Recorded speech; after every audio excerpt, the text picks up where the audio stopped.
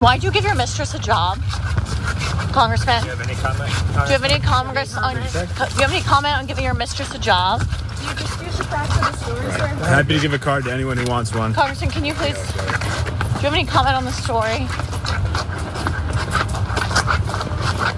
Did you give your mistress a job, Congressman? I agree.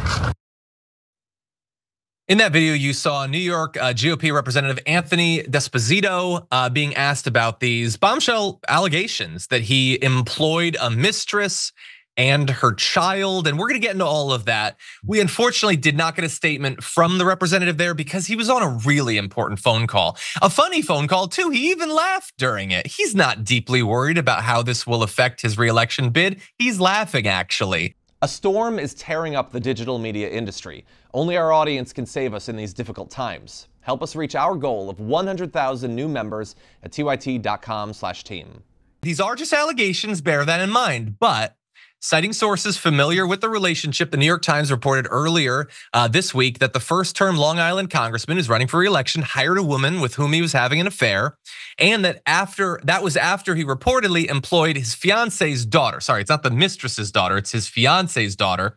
You're not supposed to do either of these things, by the way. The House forbids members from sexual relationships with employees under their supervision.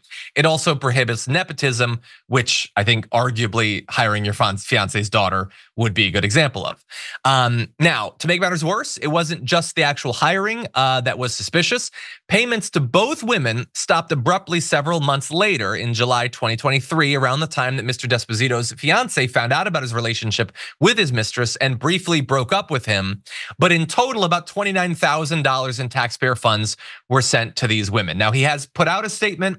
He eventually got off the phone and said, the latest political tabloid garbage being peddled by the New York Times is nothing more than a slimy partisan hit piece designed to distract Long Islanders from Democrats' failing record on border security, the economy, and foreign policy. And bear in mind, he is first term. Actually, one of the things that he did was he was at the forefront of ousting Representative George Santos for his ethics issues because he was doing immoral things, unethical things. And so clearly he had to go. And now it's his turn, apparently. Again, just allegations, Garrison, but what do you make of it? At some point, we have to hold New York accountable for the people that they've produced in our politics. Like New York, you've given us some characters, okay? I have no comment on the representative's relationships or his dealings, but New York has produced some very interesting characters within American politics.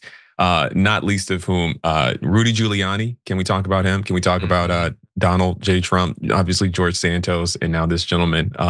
We need to do some reflection, New York. Yeah, seriously. They're not sending their best in some cases, although in other cases they're sending pretty good ones actually. They've given us some good ones. But anyway, we'll close on this. This could potentially have an effect on the election because if you look at the recent polling, there's not a ton of polls so far this year.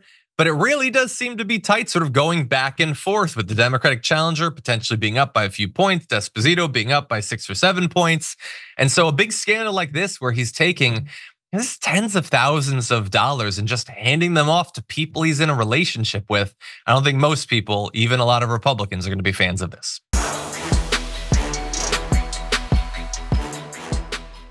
Members make a difference here at TYT. You help make the show happen, and we see you in the chat with your loyalty badge. Click the join button to become a member today.